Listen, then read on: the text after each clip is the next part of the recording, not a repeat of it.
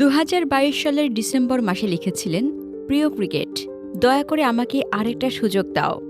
অভিষেক টেস্টে ৩০৩ রান করেও করুণ নায়ার ভারতীয় ক্রিকেট থেকে ঠিক এতটাই ব্রাত্য হয়ে পড়েছিলেন। একটাবার নিজেকে প্রমাণ করার জন্য ঘুরতে হয়েছে বিভিন্ন দলের দ্বারে দ্বারে। দীর্ঘ অপেক্ষার পর সুযোগ ঠিকই মিলেছে, আর সেটাকে দুহাতে লুফে নিয়েছেন করুণ নায়ার। চলতি মৌসুমটা দারুণভাবেই পার করেছেন। বিদর্ভকে তুলেছেন বিজয় হাজারে ট্রফির ফাইনালে, জিতেছেন রঞ্জি ট্রফির শিরোপা। আইপিএলে দিল্লি ক্যাপিটালসের জার্সিতে ফিরে এসেছেন ১০৭৬ দিন পর, আর এসেই তুলেছেন ঝড়।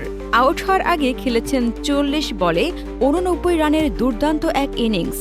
আর এই 50 সুবাদে গড়লেন এমন এক ইতিহাস যা আইপিএলে আগে কখনো দেখা যায়নি।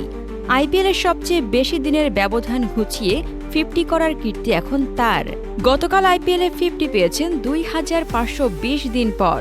আইপিএলে করুণ নায়ার সবশেষ 50 পেয়েছেন ২০১৮ সালে চেন্নাই সুপার কিংসের বিপক্ষে।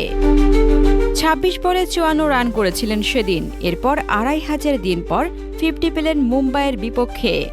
আইপিএলে ২50-র ব্যবধানের সবচেয়ে বেশি ছিল ট্রাভিস হেডের। ২৫১৬ দিন পর 50 পেয়েছিলেন অস্ট্রেলিয়ান এই ব্যাটার।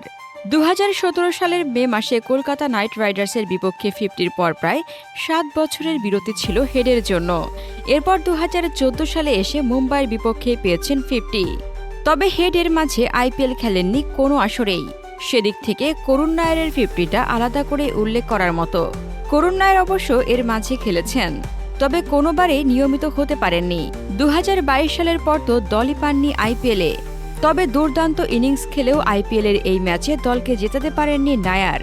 মুম্বাই ইন্ডিয়ান্সের ২২৫ রানের বিপরীতে দিল্লি থেমেছে ১৯৩ রানে। ১২ রানের এই পরাজয় আসরে দিল্লির প্রথম হার।